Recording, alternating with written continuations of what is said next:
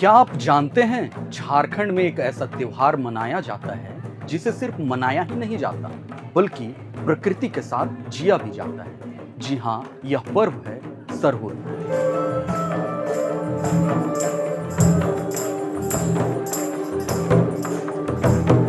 Sir मतलब सरई का फूल और हुल मतलब क्रांति। यह त्योहार मुख्य रूप से प्रकृति के प्रति अपना सम्मान, पर्यावरण संरक्षण और आदिवासी संस्कृति को जीवित रखने का भी एक उत्सव है। यह त्योहार धरती माता और सूर्य के विवाह का भी प्रतीक है। इसमें नई फसल और आम के फल को धरती माता को समर्पित किया जाता है।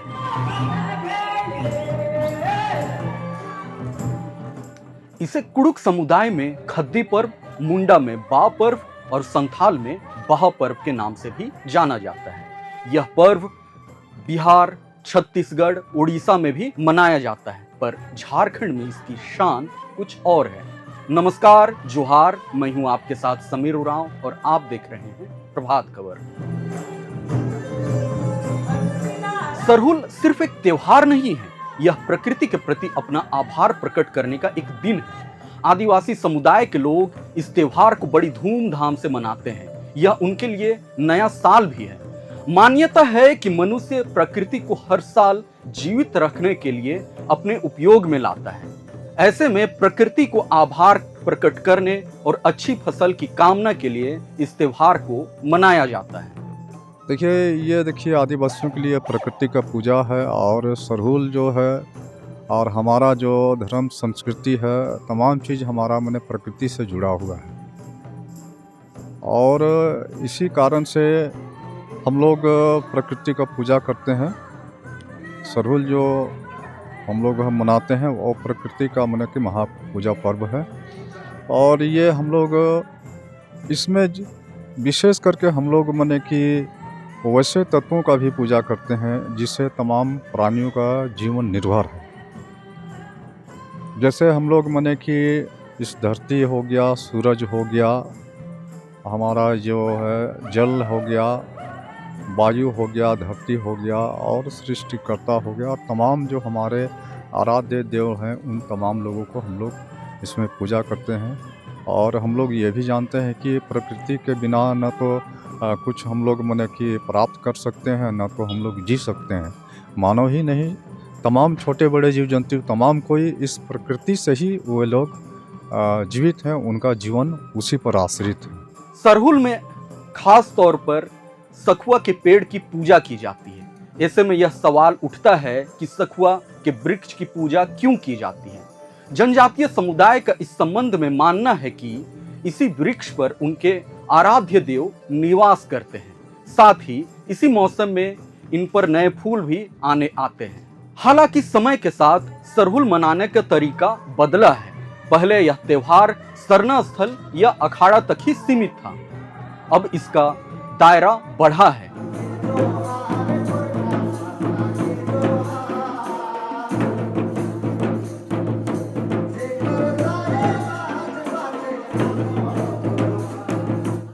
यह अपनी यूनिटी दिखाने का भी एक जरिया बन चुका है। लोग ढोल मांदर के साथ सड़कों पर उतरकर भव्य जुलूस निकालते हैं। शोभा जुलूस प्रत्येक वर्ष की भांति इस वर्ष भी है। 1 बजे शोभा जुलूस निकलेगी, 1 से लेकर 4-5 बजे तक। तो शोभा जुलूस प्रारंभ 1 बजे से होता है और उसके बीच में तमाम लोग उसमें जुड़ते जाते हैं। हर जो सरना स्थल के लोग हैं, सरना समितियां हैं, जो अपना टोलियां लेके उसमें सम्मिलित होते होते हम लोग यहाँ से अपना जो कला प्रस्तुत करते हुए, झांकी को प्रदर्शित करते हुए हम लोग एक कचहरी से रेडियम रोड, कचहरी रोड, जयपाल सिंह मुंडा होते हुए, अल्बर्ट टिक्का चौक से मन रोड होते हुए हम लोग लाइब्रेरी है जो हम ब्रिटिश लाइब्रेरी होते हुए हम लोग वहाँ जाते हैं। मुंडा चौक, वहाँ से हम लोग सरना पूजा जो सिरम टोली सरना स्थल है वहाँ तक हम लोग जाते हैं।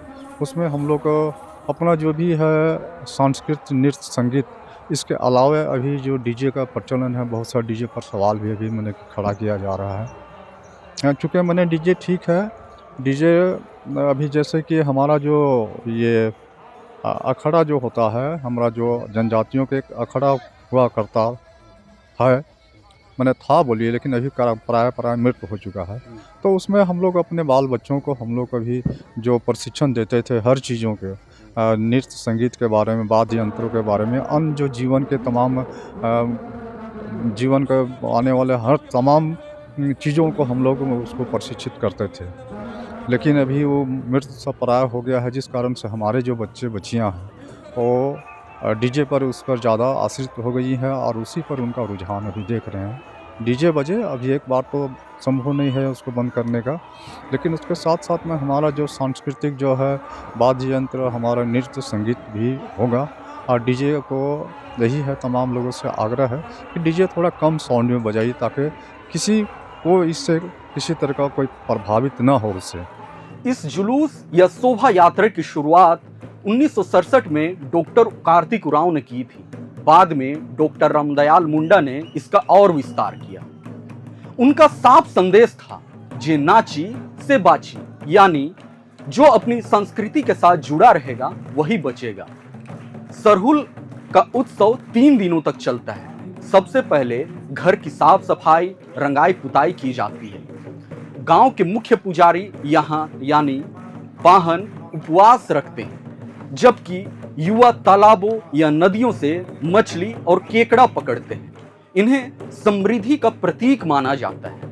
इन्हें सुखा कर रखा जाता है, जिसे बाद में धान के बीज के साथ मिलाकर खेतों में छिड़का जाता है ताकि फसल अच्छी हो। उसके बाद उसी रात पाहन सरना स्थल पर जाकर मिट्टी के घड़ों में पानी भरकर रखते हैं। दूसरे दिन सुबह उस पानी के स्तर की जांच की जाती है। यदि पानी का स्तर कम दिखाई दे तो कम बारिश या अकाल की भविष्यवाणी की जाती है। यदि पानी का लेवल सामान्य बना रहे तो अच्छी बारिश या अच्छी फसल का संकेत माना जाता है। इसके बाद सखुआ के पेड़ की पूजा की जाती है। इसमें मुर्गे की बलि अर्पित की जाती है। पूजा के बाद बलि दिए गए मुर्गे और चावल को मिलाकर तहरी बनाई जाती है, जिसे प्रसाद के रूप में बांटा जाता है। तीसरे दिन यानी अंतिम दिन पाहन हर गांव के हर घर में जाकर उनके दरवाजे पर सखुआ के फूल खोसते हैं और बड़े बुजुर्गों का आशीर्वाद लेते हैं। इससे फूलखोसी भी कहा जाता है। अंतिम दिन भव्य शोभा यात्रा निकाली जाती है। लोग अपनी पारंपरिक वेशभूषा को पहनकर मांदर, नगाड़े और ढोल की थाप से नाचते गाते सड़कों पर निकलते हैं। इस वर्ष सरहुल लग रहा है कि ईद जो है मिलन और सरहुल शोभा यात्रा, पूजा और शोभा यात्रा दोनों लगता है कि एक साथ होने की संभावना है। और हम लोग चाहे कोई भी हो, हमारा रामनवमी समिति हो या तो ईद का जो मनाने वाले हमारे बंधु जो मुस्लिम है, और हम लोग जो जनजाति समाज या मूलवासी समाज जो कोई भी हैं, हम लोग सरहुल का जो है शोभा जुलूस हम लोग आपसी एक मिलजुल के मनाएं, भाईचारगी के साथ मनाएं और सौहार्दपूर्ण वातावरण में हम लोग उसको मनाने का हम लोग प्रयास करेंगे।